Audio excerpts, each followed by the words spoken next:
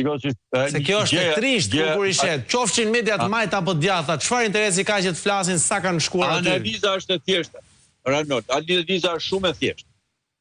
Një narkoshtet që ka kurajon të ndërmarrë veprime kriminale në mes të sheshit për të mbyllur gojën e opozitës dhe të qytetarëve protestues, pra e merr këtë kurajon, sepse çdo shtet minimalisht normal as do ta kishte këtë kurajon, as do ta çonte në përmend. Këta e konsumojnë thash për këto arsye të mëdha, sepse pushteti ekzekutiv vepron në mënyrë kriminale, pushteti ekzekutiv ka kapur drejtsinë e cila nuk dihet, ka më kollaj të arrestojnë turistët, edhe ata 11-12 vjeçarët, se sa të arrestojnë kriminalët e policisë, të cilët në mënyrë të përsëritur bëjnë krim mes të sheshit, dhe nga ana tjetër, mënyrë që të bëhet bllokada të plot, sigurisht kanë der të tërë ato media, të cilët mundur ta blejnë. Fati madh është që ne bashkë bisedojmë në një media e cila nuk i shërben qeverisë, po i shërben vërtet të Shqipërisë.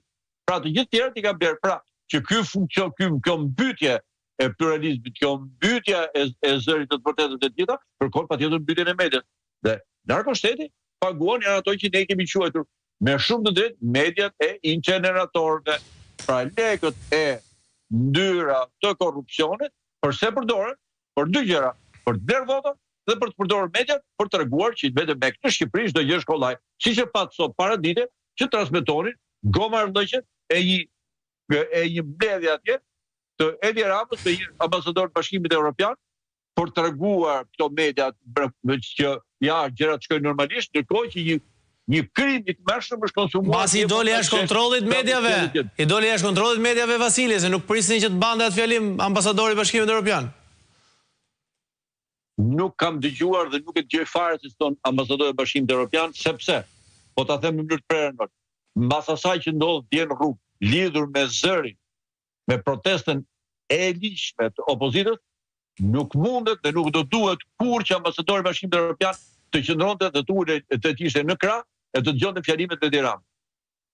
Do mund të çdo veprim tjetër, por nuk mund të dilte kur dhe këtij dhunuesi të demokracisë, të fjalës së tij, të gjitha lirive, përfaqësuesi i Bashkimit Evropian të institucionit që është më mëdheu i lirive dhe i të drejtave. Karta e themeluese e BE-s, po dhe më parë atyre që thyen baballarët fondatorë të saj, ka qenë liritë të drejta që ishin padhunueshme. Dhe për këtë janë ato standardet e mëdha që duhet të plotësojë një vend që hyn BE, që këto liritë janë padiskutueshme. Ato dhunohen mesditës dhe ky ambasador vazhdon me mafjalime. Me pak që mund të bënte, do ishte bojkotimi dhe mos ulja në tavolinë derisa Shqipëria të kthehej në minimumet e normalitetit.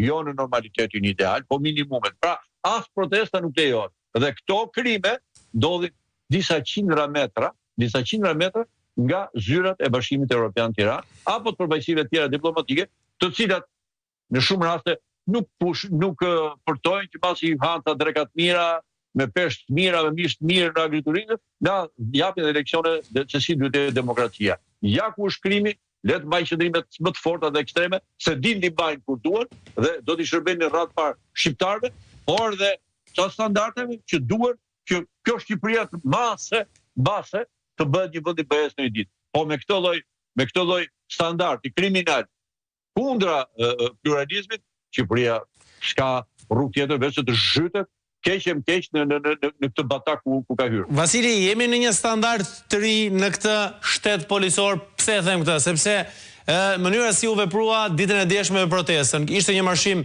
paqësor, si radhë herë kur ne jemi mësuar që deri diku ka një farë tensioni mes protestuesve dhe policisë. Thjesht protestuesit u zhvendosën nga kryeministria në drejtim të ministrisë së brendshme dhe aty u ndalën nga kordoni policor. Pse them ka një standard të ri? Sepse mbase mund të ketë justifikime që policia gaboi se në përplasje sipër. Kjo ishte e paralajmëruar, zoti Vasili. Doli zoti Skënder Hitaj, drejtori i policisë, dhe tha që protesta lejohet vetëm bulevard, askund tjetër. Dhe nuk u pyet as për shtet, as për ligj, as për gjykatë kushtetuese që dikur e rrëzoi. Pra, është e qëllimshme kjo apo jo? Është demonstrim. Më fal këtu, dëgjoj me vëmendje. Këta përpiqen të zgjedhin një drejtor policie më hajvan se sa tjetri, sipas zellit që tregon drejtori që vjen i radhës, për të sjellë në mënyrë më kafshërore se më i pari që të hyjë në zemër të çmendurit e Tirana që nuk duron dot asnjë zë, sepse dje kupton Arnold. Këtu nuk bëhet fjalë për standard, këtu bëhet fjalë për thellim në llumin e kriminalitetit dhe mafiozitetit. Ti në brenda ke njerëz të policisë të inkriminuar deri në fund me kriminalët. Ti ke një polici që i bën shërbim pengmarrjeve. Ti ke një polici që dekonspiron aksionet e kriminalëve. Që ti ke një polici që nuk arreston dot asnjë nga kriminalët më të kërkuar apo ata që akuzohen për shumë vepra të rënda penale.